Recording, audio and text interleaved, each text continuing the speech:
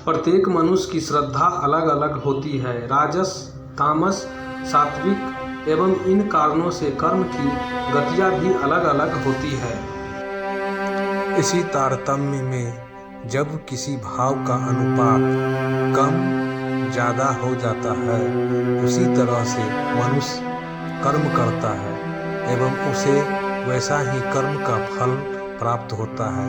जो पाप करता है उसका लक्षण प्रतिसिद्धि कर्म है। जब आदमी दुखी होता है, जब उसे ज्ञान होता है कि उसने पाप कर्म किया है, मनुष्य में उपजी वासना उसे पाप कर्म करने को प्रेरित करती है।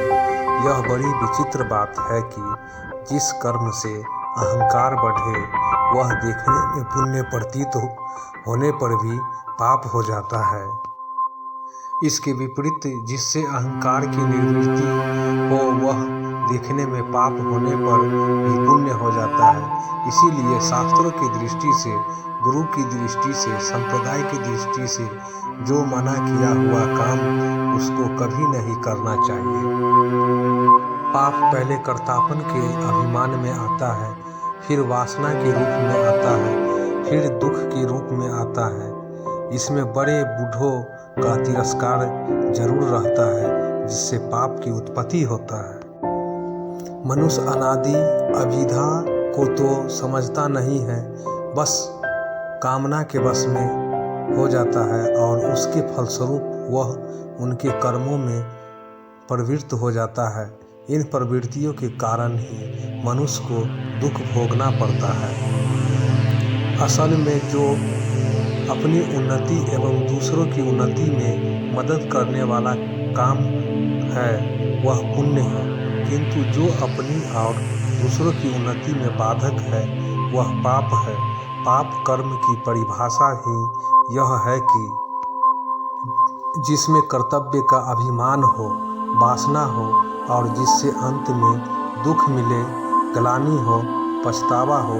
अतः मनुष्य मात्र को सचेत होना चाहिए जिससे पछतावा न हो और वही मार्ग पुण्य का मार्ग हो। मनुष्य को अपने पापों का नाश करने का प्रयत्न करना चाहिए। बड़ा पाप हो तो बड़ा प्रायश्चित, छोटा पाप हो तो छोटा प्रायश्चित। जैसे बड़े रोग के लिए अधिक दवा, छोटे रोगों के लिए कम दवा। किंतु यदि मनुष्य प्रायश्चित करने के बाद भी पाप में प्रवृत्त हो जाता है तो सब कुछ व्यर्थ हो जाता है। भक्ति मार्ग यह कहता है कि यदि पतंजलि दर्शन के यम नियम की परिकल्पना ठीक से न हो सके तो भगवान में मन लगा देना चाहिए।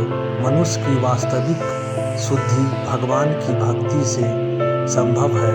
एक बार यदि मन भगवान में लग जाए, मनुष्य का राज भगवान के गुणों में हो जाए और उसके चरण बिंद में उसका मन पहुंच जाए तो वह पाप कर्मों से दूर ही रहेगा। तो दोस्तों ये थी हमारी आज की कहानी। ऐसी ही वीडियो देखने के लिए हमारे चैनल को लाइक और सब्सक्राइब जरूर करें। तब तक के लिए धन्यवाद। जय हिंद, जय भारत।